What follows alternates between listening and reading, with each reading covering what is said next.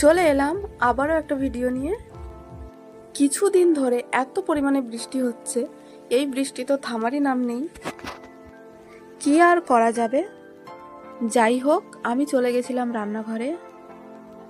আজকে রান্না করব মাংস ও কাঁকড়া ও চিংড়ি দিয়ে লেবুর টক।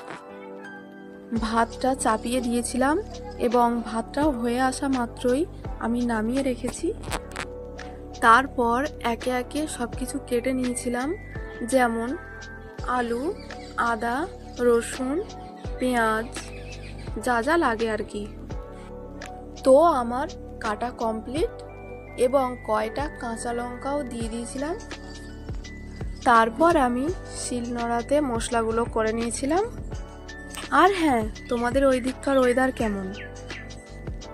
তারপর আমি কড়াইটা উনুনে বসিয়ে দিয়েছি এবং কিছু পরিমাণ তেল দিয়ে ও হলুদ দিয়ে আলুটাকে ভালো মতো ভেজে নিয়েছি।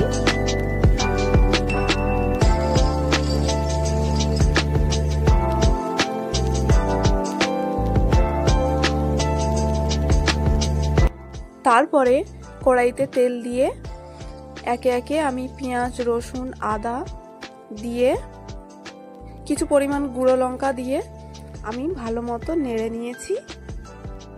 কয়টা তেজপাতাও দিয়েছি। এইবারে দিয়ে দেব হচ্ছে মাংসটা দেওয়ার পরে ভালো করে নেড়ে চেড়ে কষা হয়ে আসা মাত্রই আমি দিয়ে দিয়েছি আলু।